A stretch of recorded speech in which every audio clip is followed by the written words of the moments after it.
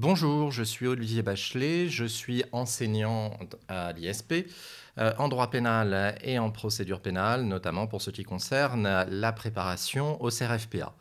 Je suis également magistrat affecté notamment au service correctionnel. Je vais vous parler aujourd'hui du sujet de droit pénal qui est tombé cette année, en 2019, cette consultation juridique assez classique finalement, que j'évoquerai avec vous en 3 temps. J'évoquerai d'abord les spécificités de cette épreuve dans des termes assez généraux. Puis nous nous attacherons à évoquer les pièges, les erreurs qu'il fallait absolument éviter pour traiter le sujet. Et puis dans un troisième temps, je traiterai des principaux points qu'il fallait absolument évoquer pour surmonter cette épreuve en 2019.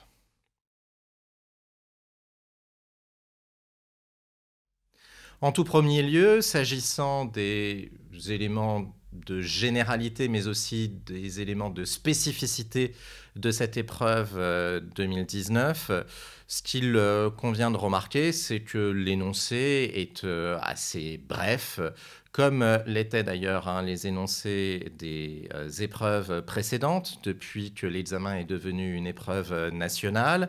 Un énoncé assez bref, mais néanmoins dense sur le fond.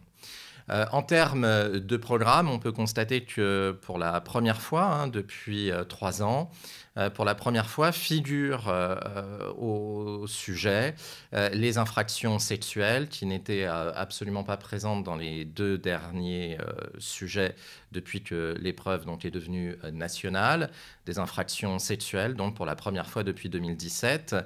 Et puis on retrouve en revanche, là il y a une constante, on retrouve un certain nombre d'infractions d'affaires, en particulier le délit d'abus de biens sociaux, qui était présent en 2017 et qui semble être manifestement un délit qui est assez habituel pour le rédacteur du sujet de cette consultation juridique. Le sujet n'est pas véritablement un sujet ancré dans l'actualité brûlante du droit pénal. Néanmoins, il y a des éléments qu'il fallait absolument évoquer au regard d'une actualité somme toute relative. Ici, il s'agissait pour l'essentiel de la loi du 3 août 2018 qui a modifié la définition du régime juridique des infractions sexuelles, en particulier la définition à proprement parler, cette fois, du viol.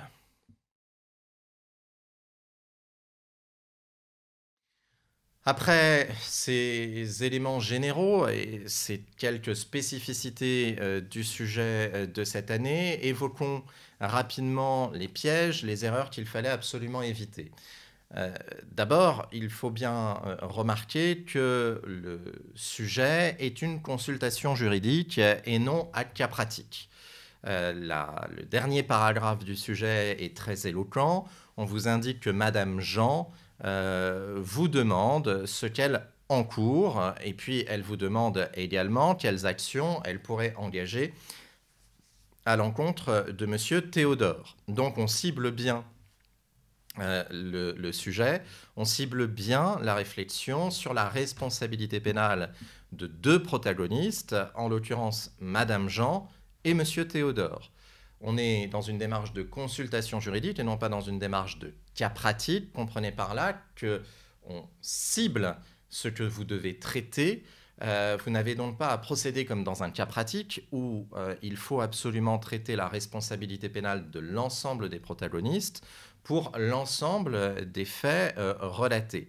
Ici, puisque c'est une consultation juridique, puisqu'on est le conseil de Madame Jean, on va essentiellement traiter de la responsabilité pénale de cette dernière, et parce que l'énoncé nous invite à le faire, de la responsabilité pénale de M. Théodore. Mais en particulier, il n'est pas nécessaire de traiter la responsabilité pénale d'autres protagonistes, notamment la responsabilité pénale de M. Campard, le président de la communauté de communes, sauf évidemment lorsque la responsabilité pénale de ce M. Campard est nécessaire pour traiter des aspects du sujet relatifs à la responsabilité pénale de Madame Jean, ce que nous verrons tout à l'heure pour ce qui concerne l'éventuelle complicité de celle-ci.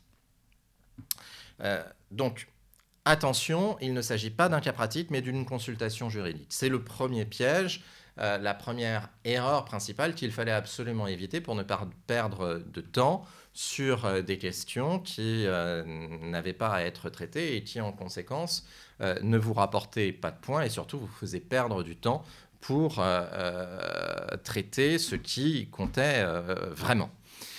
Deuxième point sur lequel il fallait être extrêmement vigilant, c'est évidemment les dates.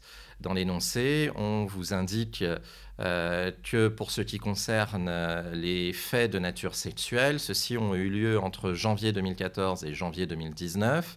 Et puis, pour ce qui concerne les infractions d'affaires, on évoque des dates successives, 2004, 2008, 2012 et 2016.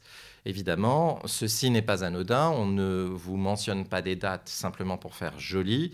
Il y avait nécessairement des développements à avoir pour ce qui concerne l'application de la loi pénale dans le temps, d'une part, et pour ce qui concerne la question de la prescription de l'action publique, d'autre part. Il fallait donc être extrêmement vigilant sur les dates qui étaient énoncées dans la consultation juridique.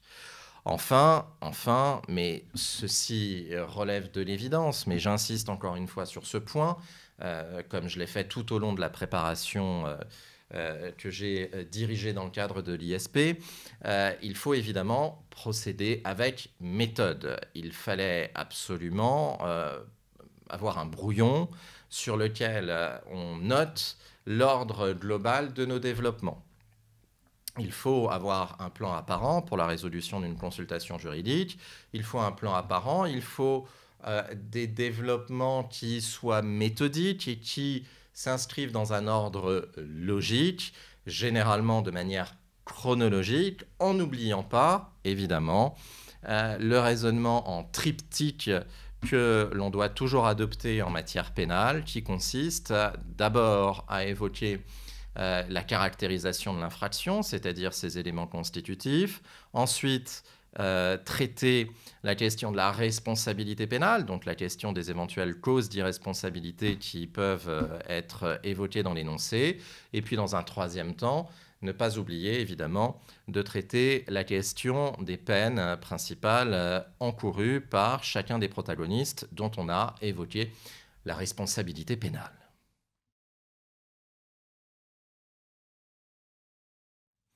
Après avoir évoqué les généralités et spécificités du sujet, après avoir évoqué les erreurs, les pièges principaux qu'il convenait d'éviter, voyons dans un troisième temps les points principaux qu'il fallait envisager pour résoudre cette consultation juridique. Au regard de l'énoncé, la structure générale du devoir s'imposait puisque nous avions deux séries de faits, des faits concernant des infractions sexuelles, des faits concernant l'attribution de marchés publics. Il était donc parfaitement logique de procéder en deux temps pour résoudre cette consultation juridique. Il fallait dans un premier temps évoquer les infractions sexuelles alléguées et puis dans un second temps évoquer les faits relatifs au marché public. Sur les infractions sexuelles alléguées, le point saillant était, comme je l'ai dit il y a un instant, était la question des dates. Nous sommes en effet sur des faits allégués qui auraient été commis de janvier 2014 à janvier 2019. Ce qui implique évidemment un certain nombre de développements relatifs à l'application de la loi pénale dans le temps et à la prescription de l'action publique, sachant que l'énoncé évoque deux types de faits de nature sexuelle, d'abord des fellations et puis ensuite des pénétrations sexuelles. Il fallait donc, pour ce qui concerne ces infractions sexuelles alléguées, procéder là aussi en deux temps, en traitant d'abord la question de la responsabilité pénale de Madame Jean sur le fondement des fellations imposées à M. Théodore, et puis cette même responsabilité pénale de Mme Jean s'agissant des pénétrations sexuelles. D'abord, pour ce qui concerne les fellations, il fallait absolument, c'était le point le plus saillant sur les infractions sexuelles, il fallait absolument évoquer l'évolution de la loi pour ce qui concerne la définition du viol. On sait en effet que jusqu'à l'entrée en vigueur de la loi du 3 août 2018, jusqu'à l'entrée en vigueur de cette loi qui a modifié la définition du viol, lorsque l'acte de pénétration sexuelle n'était pas réalisé sur la personne de la victime, mais était pratiqué sur la personne de la victime elle-même sans qu'il y ait une pénétration, lorsque il y avait pénétration en quelque sorte sur le corps de l'auteur par la victime, pour être plus précis, lorsqu'il y avait pénétration sexuelle sur le corps de l'auteur par la victime, une pénétration sexuelle imposée par l'auteur à la victime, dans l'hypothèse donc d'une fellation forcée, la jurisprudence traditionnelle, fondée sur le principe d'interprétation stricte de la loi pénale, excluait la qualification de viol, parce que le viol devait nécessairement être un acte accompli par l'auteur sur le corps de la victime. Or, dans l'hypothèse d'une fellation imposée par une femme ou par un homme à un homme, dans l'hypothèse de notre consultation juridique, de Madame Jean qui impose à Monsieur Théodore une fellation, il n'y a pas de pénétration sexuelle appliquée sur Monsieur Théodore, c'est le corps de Monsieur Théodore qui pénètre la bouche de Madame Jean. En vertu de l'interprétation stricte de la loi pénale, le juge, la Cour de cassation, la chambre criminelle refusait que l'on puisse retenir une qualification de viol.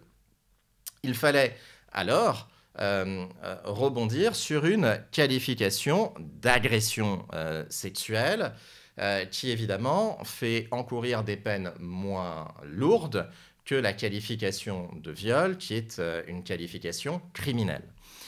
Mais avec l'entrée en vigueur de la loi du 3 août 2018, entrée en vigueur le 6 août 2018, il y a eu une extension du champ d'application du viol, puisque désormais, le viol peut être accompli sur le corps de la victime ou sur le corps de l'auteur lui-même. Le législateur a voulu mettre un terme, en quelque sorte, à l'ancienne jurisprudence de la chambre criminelle en étendant le champ d'application du viol, qui désormais s'applique à la pénétration sexuelle imposée par l'auteur sur le corps de la victime, mais aussi l'hypothèse de la pénétration sexuelle qui est imposée à la victime sur le corps de son auteur. De la sorte, les fellations qui avaient été imposées par Madame Jean à Monsieur Théodore devenaient des infractions criminelles, devenaient une qualification de viol. Tout ceci, évidemment, en termes de qualification des faits, devait donner lieu à des développements dans votre copie. Mais au-delà de cela, il fallait évidemment se poser la question de l'application de la loi pénale dans le temps. Est-ce que cette loi du 3 août 2018, qui étend le champ d'application du viol, est-ce que cette loi du 3 août 2018, entrée en vigueur le 6 août, peut s'appliquer à des faits commis avant son entrée en vigueur, sachant que, je vous le rappelle, dans l'énoncé, on évoque des faits qui auraient été commis à compter du mois de janvier 2014. La réponse est évidemment non, puisque la nouvelle définition du viol issue de la loi du 3 août 2018 est une loi pénale de fond qui définit les incriminations. C'est une loi pénale de fond qui obéit donc aux principes cardinaux propres aux lois pénales de fond s'agissant de leur application dans le temps, le principe de la non-rétroactivité in peius et le principe de la rétroactivité in missus. Ici, il est évident qu'on était en présence d'une loi pénale de fond plus sévère, puisque étendant le champ d'application de l'incrimination de viol, alors qu'auparavant, ces faits relevaient d'une qualification correctionnelle, désormais ils relèvent d'une qualification criminelle. Il s'agit là de dispositions plus sévères, de telle manière qu'il fallait évidemment mettre en œuvre le principe de la non-rétroactivité in peius et donc admettre la nouvelle qualification de viol seulement à compter de l'entrée en vigueur de la loi du 3 août 2018, donc à compter du 6 août 2018, étant souligné que les faits ont perduré, nous dit l'énoncé, jusqu'en janvier 2019. Et puis, au-delà de la question de l'application de la loi pénale dans le temps, il fallait également se poser la question de la prescription de l'action publique. En effet, je viens de le dire, avant l'entrée en vigueur de la loi du 3 août 2018, les fellations qui étaient imposées par Madame Jean à Monsieur Théodore relevaient d'une qualification correctionnelle. Or, on nous dit dans l'énoncé que les faits ont débuté en janvier 2014. À l'époque, en janvier 2014, le délai de prescription de l'action publique était de 3 ans. De telle manière qu'aujourd'hui, en 2019, l'on pourrait considérer que ces faits sont prescrits. Évidemment, c'est ce qu'il fallait mettre en avant également dans votre copie à la suite de la question de l'application de la loi pénale dans le temps, cette question de la prescription de l'action publique. Mais il fallait aussi se poser la question de l'application de la loi qui a réformé la prescription en matière pénale, la question de son application dans le temps. Cette loi, c'est une loi du 27 février 2017 qui, parce qu'elle a été publiée le 28, est entrée en vigueur le 1er mars. Le 1er mars 2017. Cette loi est entrée en vigueur le 1er mars 2017 et l'on sait que, conformément à l'article 112-2 du Code pénal, les lois relatives à la prescription sont qualifiées lois de forme. C'est ce qu'il fallait mettre en avant ici, dans votre copie. Il s'agit de lois de forme qui s'appliquent immédiatement, y compris à des faits commis avant leur entrée en vigueur. Ce sont des lois de forme qui s'appliquent immédiatement, y compris à des faits commis avant leur entrée en vigueur, avec une seule limite, l'hypothèse d'une prescription déjà acquise au regard de la loi ancienne. Ce qu'il fallait donc absolument traiter ici, c'était la question de savoir dans quelle mesure ces fellations imposées par Madame Jean à Monsieur Théodore sont prescrites. Avec la loi du 3 août 2018, ces fellations sont devenues des crimes. Mais avant l'entrée en vigueur de cette loi, il s'agissait de délits. Et jusqu'à l'entrée en vigueur de la loi relative à la réforme de la prescription, le 1er mars 2017, le délai de prescription était de 3 ans. Il fallait donc en tirer pour conséquence que ces fellations imposées par Madame Jean à Monsieur Théodore, ces fellations étaient prescrites s'agissant des faits commis de janvier 2014 au 1er mars 2014, puisque le 1er mars 2017, la loi de réforme de la prescription est entrée en vigueur. Donc, pour les actes commis après le 1er mars 2014, c'est-à-dire à compter du 2 mars 2014, ces faits de fellation imposée qui étaient des délits se prescrivaient à l'époque par 3 ans, mais à partir du moment où ils étaient commis le 2 mars 2014 et au-delà, le délai de 3 ans nous amenait jusqu'au 1er mars 2017, date d'entrée en vigueur de la loi relative à la prescription en matière pénale, date d'entrée en vigueur de cette loi qui allonge le délai de prescription en matière de délit à 6 ans.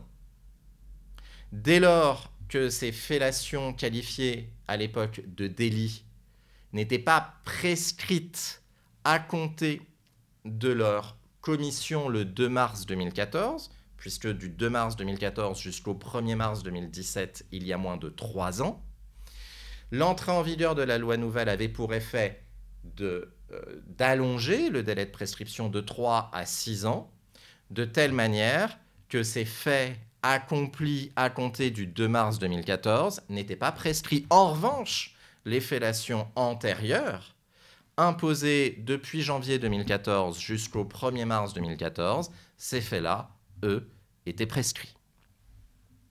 Voilà pour ce qui concerne les faits de fellation.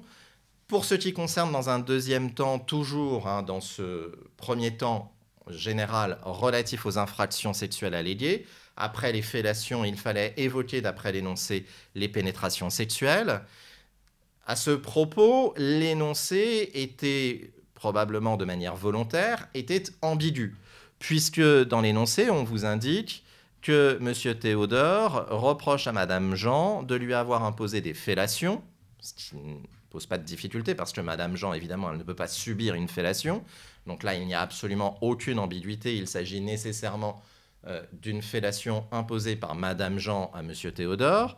Mais M. Théodore reproche également à Mme Jean de lui avoir imposé des pénétrations sexuelles. Eh bien là, l'énoncé est ambigu parce que des pénétrations sexuelles peuvent être imposées à une femme ou à un homme. Et donc, on pouvait très bien interpréter cet énoncé comme étant des pénétrations sexuelles imposées par Mme Jean sur le corps de M. Théodore, puisque la jurisprudence, et ça vous le deviez le rappeler, la jurisprudence considère que constitue une pénétration sexuelle l'introduction de doigts ou d'objets dans l'anus de la victime. S'il s'agissait de telles pénétrations sexuelles imposées par Mme Jean sur le corps de M. Théodore, alors très classiquement, il s'agit d'un viol. Et alors, évidemment, la question de l'application de la loi pénale dans le temps et la question de l'application des dispositions relatives à la prescription de l'action publique ne posaient pas de difficulté, puisque le viol est un crime qui, en 2014, se prescrivait par 10 ans. Donc évidemment, aujourd'hui, en 2019, ces faits ne sont pas encore prescrits au regard de l'ancien délai de prescription des crimes. Et depuis la loi de février 2017 relative à la prescription en matière pénale, les crimes se prescrivent par 20 ans. Donc il n'y a pas de difficulté. Et il y a une continuité dans l'application de la définition du viol dans une telle hypothèse. En revanche, on pouvait et on devait évoquer l'autre hypothèse, celle cette fois de Mme Jean, qui impose à M. Théodore des pénétrations sexuelles sur le corps de l'auteur elle-même, sur le corps de Mme Jean elle-même. C'est l'hypothèse de la femme qui contraint un homme à la pénétrer sexuellement.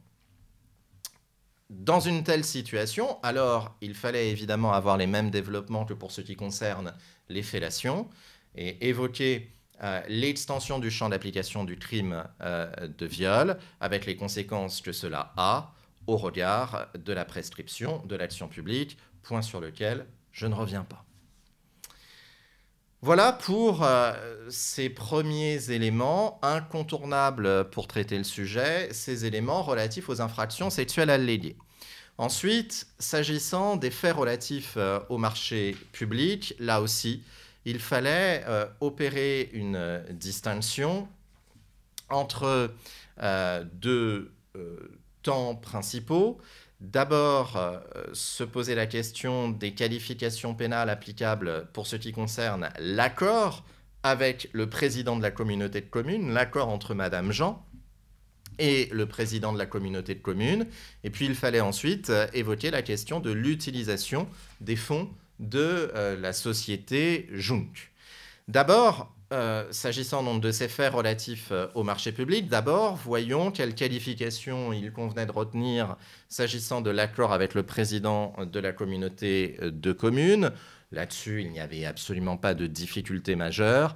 Il s'agit évidemment du délit de corruption active dans le secteur public, puisque l'énoncé évoque ce comportement de Mme Jean, les largesses de Mme Jean à l'égard de M. Campard, qui montre que Mme Jean est bien une corruptrice qui s'adresse à une personne qui intervient dans le secteur public, Monsieur Campard, qui est le président de la communauté de communes. C'était donc l'article 433-1 du Code pénal qu'il fallait viser, la corruption active dans le secteur public. La difficulté de l'énoncé était l'évocation finalement de comportements réguliers, mais qui avaient été commis à des moments, pour certains d'eux, à des moments très reculés dans le temps. On évoquait effectivement des pactes de corruption en 2004, 2008, 2012 et 2016. 2004, 2008, 2012 et 2016. Ce que l'on attendait de vous ici, c'était évidemment que vous rappeliez les dispositions relatives à la prescription de l'action publique et puis les évolutions en termes de délai opérés par la loi que j'évoquais tout à l'heure du 27 février 2017. Mais au-delà de cela, surtout, vous deviez viser la jurisprudence de la Chambre criminelle qui fait application de la théorie dite des infractions continuées en matière de corruption. Il s'agit notamment d'un arrêt qui est le plus souvent cité, d'un arrêt du 29 juin 2005 qui fait application de la théorie des infractions continuées en matière de corruption, c'est-à-dire cette idée que même si l'on est en présence d'infractions instantanées, dès lors que ces infractions instantanées s'insèrent dans une opération globale, de corruption ici, eh bien, l'on considère qu'il faut faire application du régime de l'infraction continue et que donc toutes ces infractions instantanées qui forment une opération globale ne commencent à se prescrire qu'à compter du dernier acte. Or, dans l'énoncé, on nous explique que le dernier acte a eu lieu en 2016. Nous sommes aujourd'hui en 2019. En 2016, nous sommes aujourd'hui en 2019. En 2016, le délai de prescription de l'action publique était de 3 ans, mais on l'a vu tout à l'heure, en 2017, ce délai a été allongé à 6 ans, de telle manière que l'ensemble de ces faits qui se sont achevés en 2016, l'ensemble de ces faits n'est pas prescrit par application combinée à la fois de la théorie des infractions continuées et de la loi du 27 février 2017 qui a porté le délai de prescription de l'action publique de 3 à 6 ans. Enfin, pour ce qui concerne toujours l'accord avec le président de la communauté de communes, au-delà de la corruption active, vous deviez également évoquer la question de la complicité de Madame Jean s'agissant d'infractions commises par Monsieur Campard. Vous n'aviez pas à traiter de la responsabilité pénale de M. Campard, sinon on vous l'aurait indiqué dans l'énoncé. Vous ne devez traiter que de la responsabilité pénale de Mme Jean pour les développements que j'évoque ici. Mais Mme Jean, elle peut se rendre complice d'une infraction commise par quelqu'un d'autre. Et évidemment, lorsque l'on évoque la complicité, la première condition qu'il faut vérifier, c'est l'existence d'une infraction principale punissable. Donc, à l'occasion de l'évocation de la complicité de Madame Jean, vous étiez obligé, finalement, de caractériser l'existence d'infractions à l'égard de M. Campard. M. Campard, quelles infractions peuvent lui être reprochées au regard de la lecture de l'énoncé? D'abord, le délit de favoritisme, puisque ce délit de favoritisme, prévu par l'article 432-14, vient incriminer le fait de procurer un avantage quelconque à un individu dans le cadre notamment de l'attribution d'un marché public, ce qui a été le cas ici. Et en conséquence, il faut se poser la question de la responsabilité pénale de Madame Jean, puisque manifestement, au regard de l'énoncé, il apparaît que les largesses de Madame Jean étaient destinées à permettre l'obtention de marchés publics de la communauté de communes. Donc la question de la complicité du délit de favoritisme devait être posée, comme d'ailleurs la question de la complicité de l'infraction de faux, puisque M. Campard, nous dit l'énoncé, n'a pas hésité à diminuer la note technique des offres concurrentes, ce qui évoque évidemment une falsification de ces offres concurrentes par M. Campard, et donc la question de l'éventuelle complicité de Mme Jean pour cette seconde infraction possiblement reprochable à M. Campard. Pour finir, sur les faits relatifs au marché public, après l'accord avec le président de la communauté de communes, il fallait bien entendu traiter de l'utilisation des fonds de la société, qui est une question relativement classique.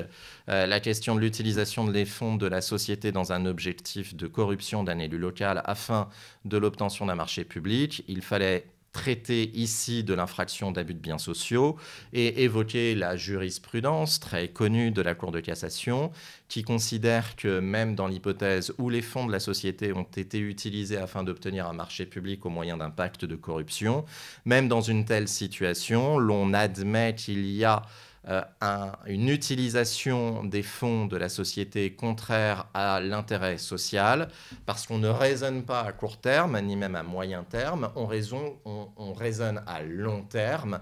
En effet, la commission du délit de corruption par la direction de la société, par l'organe, le représentant de la société, est susceptible d'engager la responsabilité pénale de cette société, de telle manière qu'évidemment l'utilisation de ces fonds sociaux, s'ils procurent un avantage très rapide, sont très nocifs pour la société, puisque celle-ci se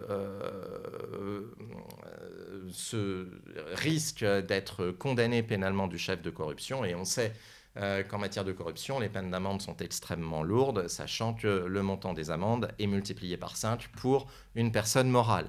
Il fallait donc avoir tous ces développements relatifs au délit d'abus de biens sociaux. Et là aussi, il fallait évoquer la question de la prescription de l'action publique, puisqu'on nous parle là aussi, de faits commis en 2004, 2008, 2012 et 2016. Et ici aussi, il fallait évoquer la jurisprudence de la Chambre criminelle de la Cour de cassation qui, en matière d'abus de biens sociaux, alors au-delà de la question du caractère dissimulé de l'abus de biens sociaux, parce que, en réalité, si on lit bien l'énoncé, ces faits n'étaient pas dissimulés, puisque dans l'énoncé, on nous indique que la comptabilité de la société depuis 2004 jusqu'en décembre 2018 mettait en évidence la comptabilisation des frais. Même s'ils étaient noyés dans les comptes sociaux, les frais en lien avec le pacte de corruption apparaissaient dans les comptes sociaux. Il était donc absolument pas pertinent d'évoquer la jurisprudence de la Cour de cassation relative aux infractions dissimulées, aux infractions occultes, parce que l'énoncé lui-même montrait que ces faits n'avaient pas été dissimulés puisqu'ils apparaissaient dans les comptes sociaux.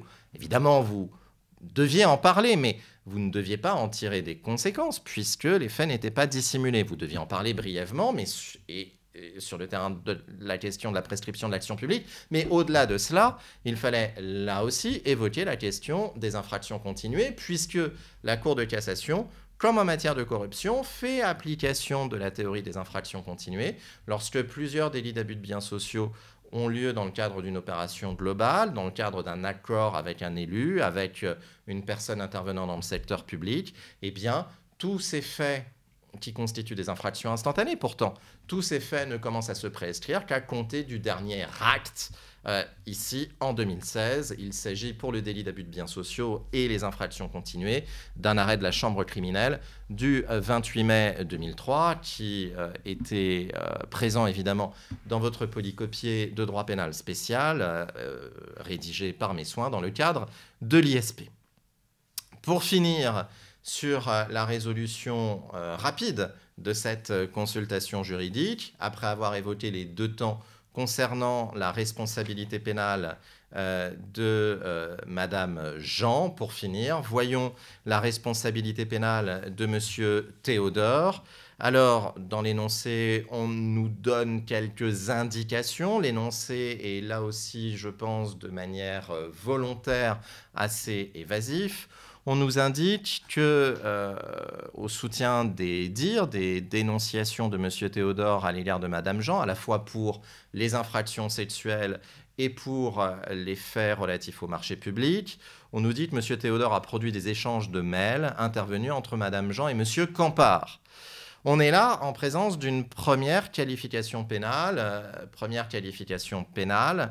qui est celle d'atteinte au secret des correspondances.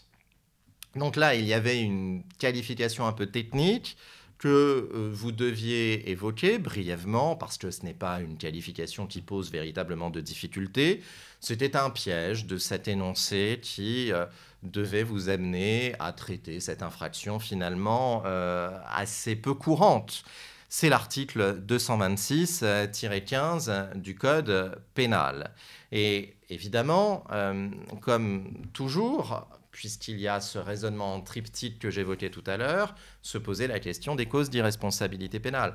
On est ici dans le contexte d'une collusion entre une personne agissant dans le cadre du secteur public et le PDG d'une société pour l'attribution de marchés publics. On pouvait peut-être évoquer le fait justificatif récent qui est prévu par l'article 122-9 du Code pénal, le fait justificatif dit du lanceur d'alerte.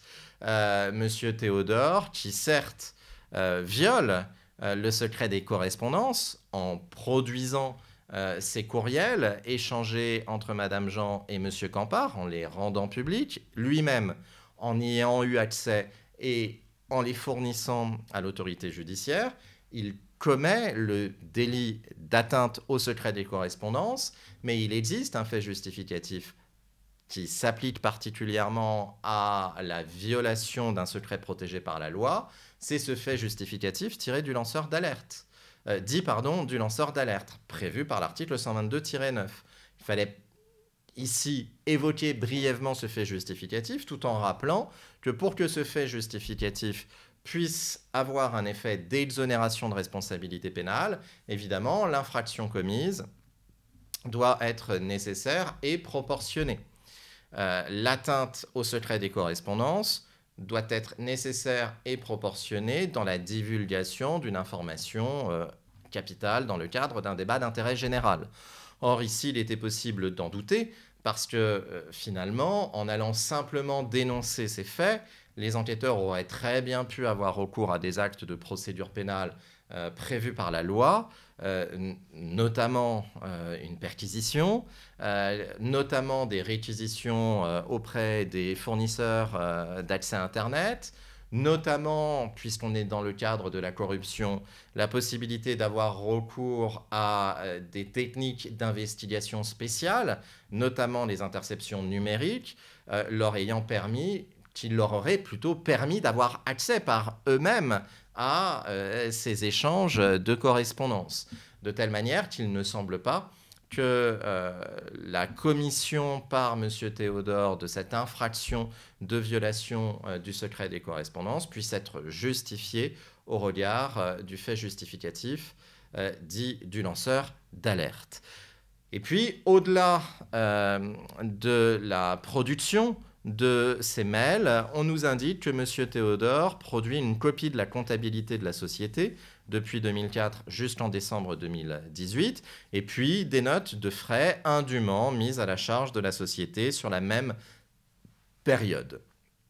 Il s'agit là, évidemment, d'infractions aux biens, d'atteinte aux biens, qui devaient donner lieu à des développements en termes soit de vol, soit d'abus de confiance. N'oubliez pas qu'encore une fois, nous sommes dans une consultation juridique. Il ne faut donc pas trancher comme dans un cas pratique, mais indiquer quelles sont les différentes qualifications envisageables et quelle est, au regard des données qui nous sont divulguées dans l'énoncé, quelles sont les qualifications les plus pertinentes. Ici, on n'a pas d'indication. On ne sait pas si la comptabilité, si les notes de frais ont été remises à M. Théodore dans le cadre de son activité professionnelle. Si tel avait été le cas, c'est la qualification d'abus de confiance qui aurait dû être retenue. Mais faute d'indication dans l'énoncé, l'on va considérer que ces pièces ont été soustraites par Théodore et non pas détournées. Faute d'indication de ce que ces pièces ont été remises à M. Théodore dans le cadre de son travail, on va considérer qu'il y a plutôt une soustraction et donc l'on va plutôt retenir une qualification de vol avec évidemment la question de la possibilité de justifier ces vols au regard des faits justificatifs classiques, notamment au regard par exemple de l'état de nécessité, puisqu'on aura produit ces pièces dérobées afin de mettre un terme à une situation infractionnelle qui pourrait être qualifiée de situation de danger. Mais encore une fois, la question de la nécessité et de la proportionnalité de l'infraction doit être posée. Ici, on peut également raisonner, comme je l'avais fait d'ailleurs dans un cas pratique, puisque des faits très similaires étaient évoqués dans l'un dans l'un des cas pratiques ou des consultations juridiques qui étaient proposées dans le cadre de la préparation de l'ISP, il fallait admettre que le vol de documents pour dénoncer une infraction n'était pas nécessaire et proportionné parce qu'encore une fois, une dénonciation suffit à alerter les forces de l'ordre qui peuvent avoir recours à des actes d'investigation prévus par la loi, prévus par le Code de procédure pénale, en particulier une perquisition, de telle manière qu'il fallait ici écarter l'effet d'exonération d'un certain nombre de faits justificatifs pour considérer que la responsabilité de M. Théodore pouvait être engagée du chef de vol.